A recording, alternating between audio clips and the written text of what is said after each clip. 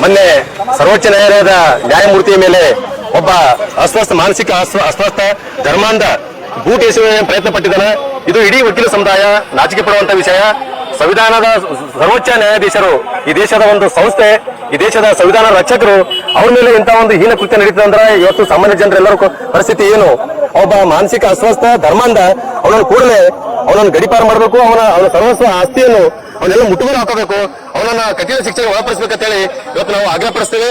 ಅವನು ಹೇಳ್ತಾನೆ ಅವರ ಒಂದು ಹೇಳಿಕೆಯಲ್ಲಿ, ಸ್ವತಃ ಭಗವಾನೇ ನಮ್ಮ ಕನಸಿನಾಗ ಬಂದ ಈ ರೀತಿ ಕೃತ್ಯ ಮಾಡಕ್ಕೆ ಹೇಳಿದಾನೆ ಅಂತ ಹೇಳಿ. ಇವತ್ತು ಸನಾತನತೆ ಎಲ್ಲಿ ಧರ್ಮದ ಮಧ್ಯೆ ಜಗಳ ಹಸ್ತಕ್ಕಂತ ಒಂದು ಕೆಲಸವನ್ನು ಮಾಡ್ತಾ ಇದ್ದಾನೆ ಅವನು. ಆ ಸನಾತನ ಧರ್ಮ ಅಪಮಾನ ನೈಸಂಗೀತ ಹೇಳ್ತಾನೋ ಅವನು. ಇವತ್ತು ಸಂವಿಧಾನ ಇರ್ಲಿಲ್ಲ ಅಂದ್ರೆ ಇವತ್ತು ಆ ಸನಾತನ ಧರ್ಮದ ಅದ್ರಾಗ ಅವ ಕೋಟ್ ಹಾಕೋತಿರ್ಲಿಲ್ಲ. ಯಾವ್ದೋ ಗುಡಿ ಕೂತ್ಕೊಂಡು ಗಂಟೆ ಹೊಡಿ ಪೂಜೆ ಮಾಡ್ಬೇಕಾಗ್ತಿತ್ತು. ಅವತ್ತು ಕೋಟ್ ಹಾಕೋದು ಅವಕಾಶ ಸಿಕ್ಕದಂದ್ರೆ ಅದಕ್ಕೆ ಇದೇ ಸಂವಿಧಾನ. ಈ ಸಂವಿಧಾನ ಸರ್ವೋಚ್ಚ ನ್ಯಾಯಾಲಯದ ಮುಖ್ಯ ನ್ಯಾಯಮೂರ್ತಿ ಅವಮಾನ ಮಾಡಿದ್ದು, ಅದು ಈ ಸಂವಿಧಾನಕ್ಕೆ ಅವಮಾನ ಮಾಡಿದ್ದು. ಅವನನ್ನು ರಾಷ್ಟ್ರದ್ರೋಹಿ ಅಂತ ಪರಿಗಣಿಸಬೇಕು. ಅವನನ್ನು ರಾಷ್ಟ್ರದ ದ್ರೋಹಿ ಅಂತ ಪರಿಗಣಿಸಿ ಅವನ್ನೆಲ್ಲ ಆಸ್ತಿ ಪಾಸ್ತಿ ಮುಟ್ಟುಗೋಲು ಮಾಡ್ಕೊಂಡು ಅವನು ಗಡಿಪಾರು ಮಾಡ್ಬೇಕಂತ ಹೇಳಿ ನಾವು ಈ ಮಾಧ್ಯಮದ ಮೂಲಕ ಆಗ್ರಹಪಡಿಸ್ತೇವೆ.